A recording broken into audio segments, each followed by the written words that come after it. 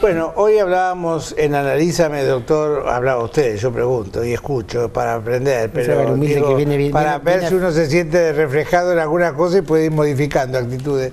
Pero no, hablábamos acerca de, usted decía que muchas veces el hijo rehén o botín de guerra de un matrimonio es producto de la histeria de alguno de ellos o de ambos. Sí. Digo yo, ¿cuál es el plato roto que termina pagando el chico que no tiene acceso a una terapia y que a lo mejor la única salida llega el día que por una cuestión de adultez puede romper con esto que acarrió una carga de angustia, de tanta contaminación a la hora de asumir una vida un poco más normal y plena, ¿no? Sí, conductas autodestructivas, obviamente, porque el chico no es tonto. Y dice, al final yo soy un objeto. Si a mí me van a usar como botín de guerra o como rehén, ¿qué significo yo? Ahí está lo que siempre hinchamos, y ahora doña María me lo va a entender, cuando los psicoanalistas hinchamos tanto por televisión con el significante. ¿Qué significo yo? Nada menos que para mi madre y para mi padre. Y si el chico se tiene que responder qué significa, se va a autodestruir. Mejor que no se lo responda. Mejor que empiece a ver cómo puede él, por las suyas. ¿Cuáles son esos salvavidas externos que tiene el chico a la hora de decir, bueno, me agarro de esto para salvarme? Vínculos afectivos. A veces una abuela, un abuelo, por eso son tan importantes. Esos son los roles importantes, ¿no? Por eso la sociedad oriental prioriza tanto por Dios el lugar que le da hoy por hoy a los abuelos, ¿no? Japón, China. Seguramente. Los abuelos, los amigos, los vínculos, pero fíjese que el padre y la madre, que deberían ser quien deberían cuidar a los chicos, acá son el peligro para los chicos, el problema. Pero bueno, estamos en el baile y nos tocó bailar con las que nos tocó bailar. ¿Qué va a hacer? Y habrá que arreglársela. O sea, si uno quiere ya proyectar a futuro y planificar es distinto, pero si ya estamos en el baile habrá que bailar con lo que hay y habrá que ver qué se hace en esos casos. Pero ese chico tendrá que encontrar vínculos afectivos que le permitan darse cuenta que él significa algo para alguien y no es un objeto. Porque si es un objeto, y él empieza a significarse como que es un objeto, todos sabemos que los objetos son desechables. Los objetos los usamos y después en un punto, al igual que el papel higiénico, o al igual que las servilletas de papel, o al igual que el vasito descartable, en algún punto lo tiramos al tacho de basura. El ser humano no puede arrojarse al tacho de basura, pero sí puede arrojarse al abismo, al gran otro, como decíamos en programas anteriores, a la sociedad, que le dice, vos no sos nada, bueno, entonces me arrojo. Y ahí tenemos los suicidios, o las conductas autodestructivas, como dice la mamá. Yo no sé por qué nene se me quebró 5 veces, tiene 11 años y tiene 5 fracturas, 2 caídas de arriba del techo, no sé... Son conductas autodestructivas, el famoso síndrome de hiperactividad infantil. Son llamados de atención para ver si reparan en que él es un ente único, irrepetible, claro, aislado de ellos. Son llamados escalonados de atención, claro. Che, me arrojo al tacho de basura. Y le quiero traer un ejemplo concreto de esos suicidios que se dan, lamentablemente. O autodestrucciones progresivas, paulatinas, ¿no? En chicos, hasta llegar al suicidio. Sí. Por ejemplo... A veces se suicidan a los 20 años con una moto, porque le compraron una moto y pasan en la esquina a 200 kilómetros por hora con un semáforo en rojo.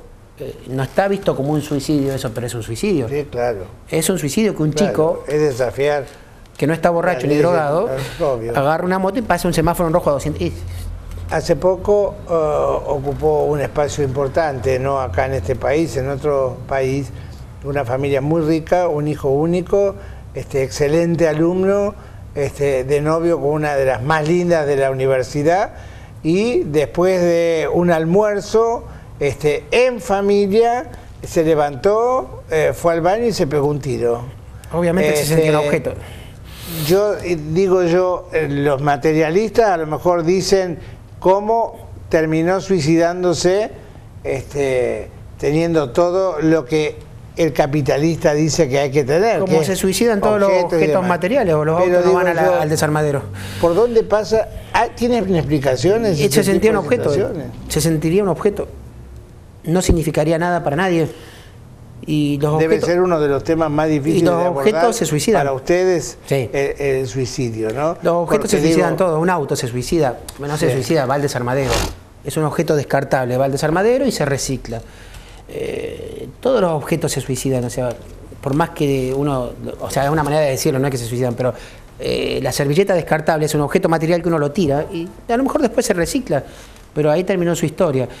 El ser humano no puede ser puesto en lugar de objeto, porque si el ser humano se siente un objeto, empieza el camino de la autodestrucción. El ser humano no se autodestruye porque siente que significa algo para alguien. Amigo, pareja, hijos, padre, madre, abuela, tía, vecino o quien fuere. con esto de la irrupción de las separaciones, que cada vez son más frecuentes, los divorcios cada vez son más frecuentes y por lo general son siempre muy conflictivos. Son los menos los que dicen tengo una separación civilizada. Sí, que nadie se lo cree. Son los menos. Digo, a su consultorio van muchas parejas para tratar de solucionarle el tema de la relación que tienen ellos en forma conjunta o individual con los hijos, o le ha pasado alguna vez como ese chico que aparentemente, como lo había mostrado en una película, llegó ante un juzgado y dijo, me quiero yo separar de mis padres, que salió en las tapas del New York Times y decíamos, todo es un guión para una película. Está bárbaro eso, ¿eh? Claro. No está legislado eso de que los chicos se pudieran separar de los padres. Pero no, la mayoría de la gente que consulta es porque tiene muy mezclado todo, ¿no? La cuestión de los vínculos, de qué lo une a esa pareja. En general, la gente que quiere salir adelante, el perverso no va al consultorio, el malo, el que hace daño y le gusta hacerlo, el que dice soy malo y me gusta hacerlo, ese no va al consultorio de análisis. Ese goza con la maldad. Sí, y tampoco nosotros lo atenderíamos. ¿Cómo lo Pero el perverso. El perverso. El lobo ¿no? disfrazado de oveja. Hicimos en el magazine programas sobre el perverso, Claro, el claro. manipulador, el doble discurso. Pero ese directamente. Hay una película estupenda que se llamaba La Simuladora, que justamente camuflaba su modo de actuar Claro. En una persona dulce, cuando en realidad Era un la diablito, antítesis, era un ¿no? diablito. Era la antítesis, ¿no? Pero el que no es perverso, porque el perverso no, en análisis muy raro que pueda, salvo que haga daño sin darse cuenta. Bueno, en ese caso, como lo habíamos dicho en otros programas, si la persona está causándole daño a los hijos sin darse cuenta y se da cuenta y le cae la ficha, no hay perversión, ahí hay un síntoma histérico que por ser el centro del universo arrastra a quien sea y no le importan los precios.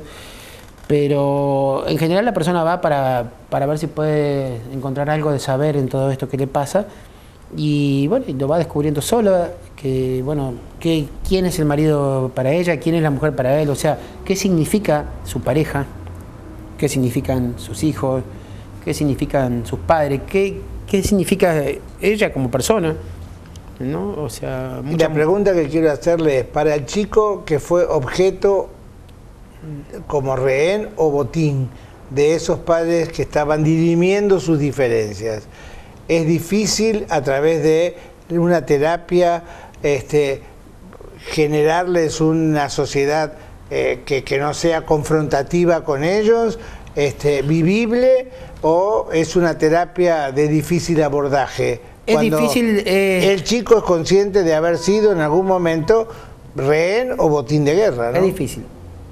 Acuérdense que lo que ¿Manifiestan, exteriorizan algún síntoma? autodestrucción todo el tiempo. ¿Se acuerdan Sí. que dijimos en otros programas que el analista no puede tener muchos pacientes, entre otras cosas, porque crea vínculos afectivos con los pacientes, lo que nosotros llamamos la transferencia, el ¿Y amor? ustedes cómo lo deriven eso después con otros psicoanalistas que Que nos haga atienda control a ustedes, para ver claro. hasta qué punto nosotros... la locura la pueden manejar? Claro, no vaya a ser que le transmitamos alguna de nuestras locuras al Claro. paciente, o el paciente nos transmita alguna al nuestro. Pero el vínculo, a veces el paciente se Hay que agarra... tener los ratones bien controlados, digo yo. Claro, hay que hacer control, sí, porque si no uno termina trasladándole, transfiriéndole, por eso se llama la transferencia, transfiriéndole Claro. cosas que no son positivas al paciente. En realidad, cuando nosotros vamos a supervisar, no supervisamos el paciente. El supervisor supervisa al analista, supervisa lo que se llama el fantasma del analista. A ver, cómo él está impactando al analista ese paciente con lo que le dice, o con la brasa caliente que le tira en las manos, o cuando el paciente le dice... ¿Se han encontrado con situaciones que dicen se me quemaron los papeles? Y cuando el paciente le dice, a nadie le importa de mí, soy un objeto, no me suicido porque está usted que sí se preocupa por mí. Y el analista carga ahí, y más de una vez pasa. Eso hace una transferencia terrible. Sí, bueno, lo convierte en ese momento el analista casi ahí le tiene que agarrar la mano y no soltársela hasta tanto la persona se pueda armar. Es todo un tema bastante técnico esto, ¿no? Hasta tanto esa persona se pueda rearmar de alguna manera como para que pueda salir a la vida a buscar nuevos vínculos afectivos que le hagan ver que él significa algo para ese otro. Pero más allá de la hora de la terapia. Claro, pero él se cuelga del analista porque sabe que para el analista es muy importante. El salvavidas. Claro, es muy importante el analista para él y al analista le importa de él. Y ahí aparece la significación. Yo significo algo para alguien. Y ahí el analista aprovecha para poner ley, para poner el corte y para decirle, bueno, mira, está muy bien que vos salgas a buscar vínculos afectivos, pero vos, por lo que fuere, por tu historia personal, te la pasás violando el límite de los demás. Me parece que es hora que si vos querés no ser tomado como objeto, tampoco tomes a los demás como objeto. Ahí aparece la ley, ahí aparece la castración, el analista reprime. Para ese chico que fue un botín, es la última pregunta, botín o rehén, y apareció la figura del psicoanalista que es el salvavidas que le hizo volver a pensar que tiene una posibilidad de salida, que tiene un significado importante. ¿Cuándo ustedes deciden que el límite de la relación de ustedes como terapeutas de este chico en crisis cumplió su fin y que tiene que buscar otra continuidad a la hora de la asistencia psicoanalítica? No, el alta en general es muy raro que se derive. El alta se da cuando la persona se puede manejar en la vida sola, analizando su vida tal cual como la hacen en la terapia. ¿Un promedio de cuánto puede llevar? No hay tiempo, pero lleva mucho tiempo. Pero hay gente, por ejemplo, yo el otro día me encontré con alguien que me dijo, yo hace 22 años que voy al mismo psicoanalista. ¿Puede ser? A mí me pareció que habían dejado una relación medio, no sé, usted profesional, yo no, yo solapeo. Digo, me parece que dejó una dependencia para entrar en otra. Uno no puede estar 22 años colgado de el esperar la semana para ir a tener una charla con el psicoanalista. Me parece que debe haber un límite. No le quiero patear el negocio. No hay un límite, pero en general no son cortas las terapias de análisis. Creo que incluso para pasarlo al diván, del cara a cara al diván, pasa a veces un año o dos, a veces enseguida, pero muchas veces pasa un año o 2 años. O sea, a veces lleva tiempo. Son terapias que llevan años, en general las terapias de análisis. 1 año, 2, 3, 4, qué sé yo, 5, 6, 8, habrá terapias, pero no hay un promedio. En general es el caso por caso el que se analiza, ¿no? Sí, puntualmente. Puntualmente. Bueno, puntualmente esto lo dejaremos en stand-by hasta dentro de 7 días, que buscaremos más temas convocantes como estos que venimos desarrollando con usted, doctor Savia, en este programa que se llama Analízame. Yo no le digo que me analice a mí porque tiene para ser un festival. Nos encontramos en 7 días. Gracias.